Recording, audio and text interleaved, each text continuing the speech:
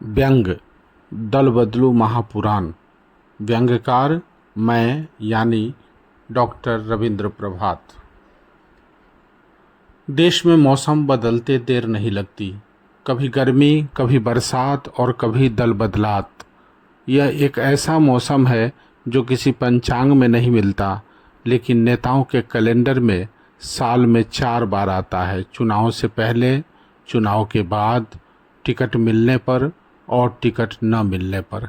हमारे शहर में भी इस बार दल बदल एक ऐसा महाउत्सव मनाया गया कि लोग दिवाली और होली भूल गए।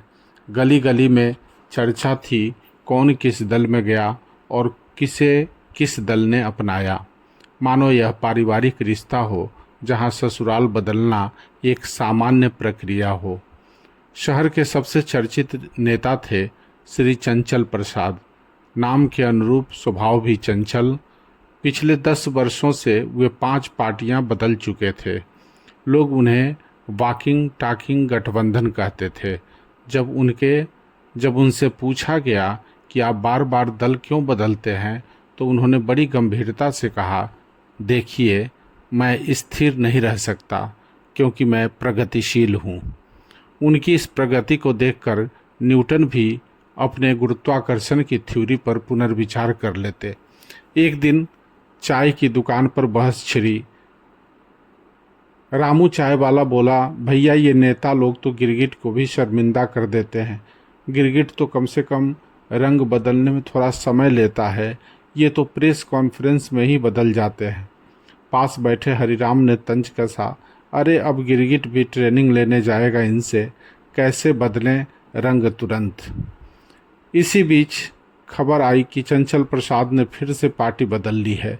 इस बार उन्होंने अपने पुराने विरोधी दल का दामन थाम लिया था। पत्रकारों ने पूछा, सर, कल तक आप इन्हें देश का दुश्मन बता रहे थे, आज इनके साथ कैसे? चंचल जी मुस्कुराए, देखिए, कल की बात कल थी, आज की बात आज है।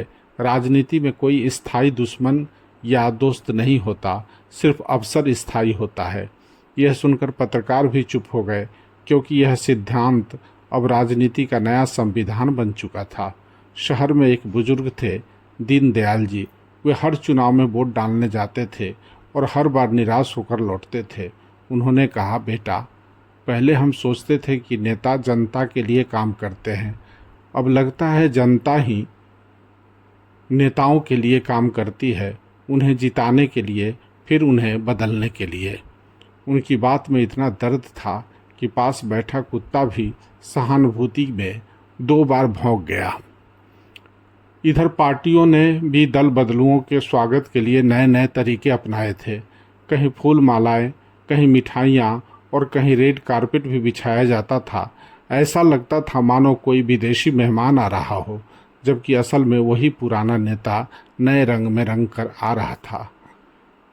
एक पार्टी के कार्यकर्ता ने धीरे से कहा, भैया, हम तो सालों से पार्टी में मेहनत कर रहे हैं, लेकिन टिकट उस आदमी को मिल गया जो कल ही आया है। दूसरा बोला, अरे तुमने मेहनत की है, उसने समय की पहचान की है।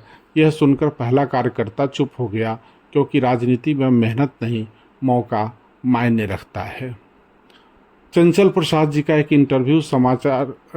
इंटरव्यू टीवी पर चल रहा था। एंकर ने पूछा, सर, क्या आपको नहीं लगता कि बार बार दल बदलने से आपकी विश्वसनीयता पर असर पड़ता है? उन्होंने आत्मविश्वास से कहा, नहीं, बिल्कुल नहीं।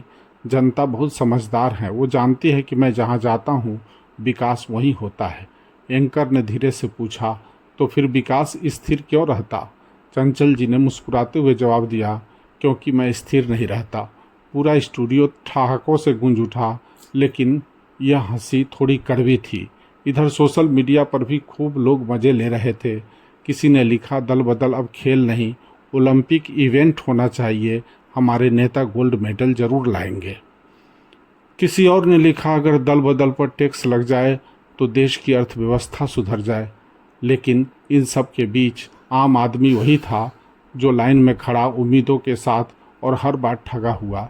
चुनाव आया, वोट पड़े, नतीजे आए, चंचल प्रसाद जी फिर जीत गए। इस बार एक नई पार्टी से जीत के बाद उन्होंने भाषण दिया, मैं जनता का सेवक हूँ और हमेशा जनता के साथ रहूँगा। भीड़ में से एक आवाज़ आई, लेकिन किस पार्टी में रहेंगे यह तो बताइए। चंचल जी ने मुस्कुरा कर कहा, यह तो समय बताएगा। और यही देश की राजनीति का सबसे बड़ा व्यंग है।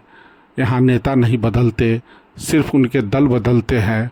और जनता हर बार यही सोचती है कि इस बार कुछ अलग होगा, लेकिन होता वही है। दल बदलता है, हालात नहीं।